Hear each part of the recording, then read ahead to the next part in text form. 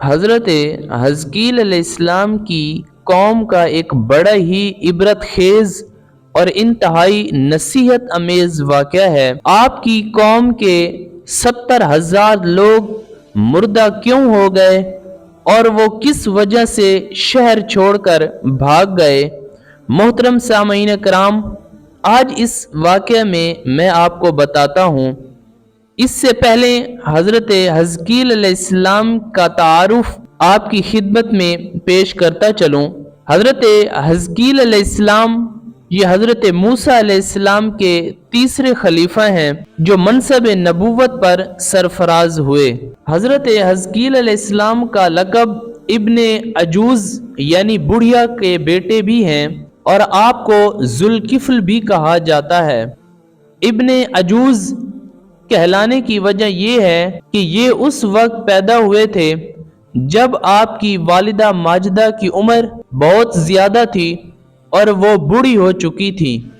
اور آپ کا لقب ذوالکفل اس لیے کہا جاتا ہے۔ آپ نے اپنی کفالت میں لے کر 70 انبیاء کرام کو قتل سے بچا لیا تھا، جن کے قتل پر یہودی قوم آمادہ ہو گئے۔ پھر یہ خود بھی خدا کے فضل و کرم سے یہودیوں کی تلوار سے بچ گئے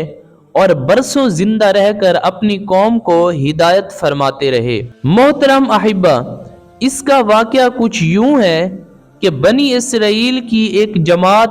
جو حضرت حزقیل علیہ السلام کے شہر میں رہتی تھی، شہر میں طاعون کی وبا پھیل جانے سے ان لوگوں پر موت کا خوف سوار ہو گیا، اور یہ لوگ موت کے ڈر سے سب کے سب شہر چھوڑ کر ایک جنگل میں بھاگ گئے اور وہیں رہنے لگے۔ تو اللہ تعالیٰ کو ان لوگوں کی یہ حرکت بہت زیادہ ناپسند ہوئی، چنانچہ اللہ تعالیٰ نے ایک عذاب کے فرشتے کو اس جنگل میں بھیج دیا، جس نے ایک پہاڑ کی آڑ میں چھپ کر اور چیخ مار کر بلند آواز سے یہ کہا کہ موتو یعنی تم سب مر جاؤ، اور اس خطرناک اور بھیانک چیخ کو سن کر بغیر کسی بیماری کے بالکل اچانک یہ سب کے سب مر گئے، اور یہ زندہ جسم بے جان اور مردہ جسموں میں تبدیل ہو گئے، اور جن کی تعداد 70,000 تھی۔ ان مردوں کی تعداد اس قدر زیادہ تھی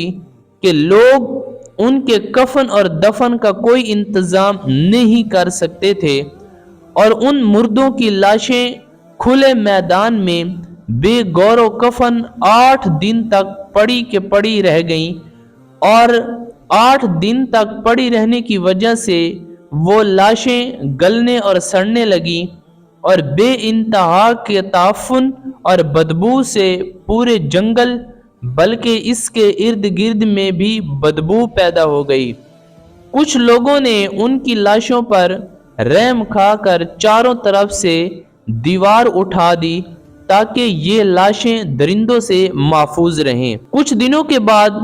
حضرت حزقیل علیہ السلام کا اس جنگل میں ان لاشوں کے پاس سے گزر ہوا تو اپنی قوم کے 70,000 انسانوں کی اس موت ناگہانی اور بے گور و کفن لاشوں کی فراوانی دیکھ کر رنج و غم سے ان کا دل بھر گیا، اور ان کی چشمان سے آنسو بہنے لگے، اور اللہ تعالیٰ کی دربار میں دکھ بھرے دل سے گڑ گڑا کر دعا مانگنے لگے کہ اے اللہ، یہ میری قوم کے افراد تھے جو اپنی نادانی سے یہ غلطی کر بیٹھے کہ موت کے ڈر سے شہر چھوڑ کر جنگل میں آ گئے۔ یہ سب میرے شہر کے باشندے ہیں، ان لوگوں سے مجھے انس تھا، یہ لوگ میرے دکھ سکھ کے شریک تھے۔ افسوس کہ میری قوم ہلاک ہو گئی اور میں بالکل اکیلا رہ گیا۔ اے میرے اللہ، یہ وہ قوم تھی جو تیری حمد کرتی تھی اور تیری توحید کا اعلان کرتی تھی اور تیری کبریائی کا خطبہ پڑھتی تھی۔ آپ بڑے سوز دل کے ساتھ دعا میں مشغول تھے کہ اچانک آپ پر یہ وحی اتر پڑی کہ اے حزقیل، آپ ان بکھری ہوئی ہڈیوں سے فرما دیجئے کہ اے ہڈیوں، بے شک اللہ تعالیٰ تم کو حکم فرماتا ہے کہ تم اکٹھا ہو جاؤ۔ یہ سن کر بکھری ہوئی ہڈیوں میں حرکت پیدا ہوئی اور ہر آدمی کی ہڈیاں جمع ہو کر ہڈیوں کے ڈھانچے بن گئے۔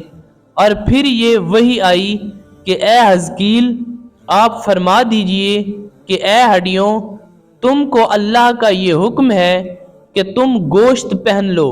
یہ کلام سنتے ہی فوراً ہڈیوں کے ڈھانچوں پر گوشت پوست چڑھ گئے۔ پھر تیسری بار یہ وحی نازل ہوئی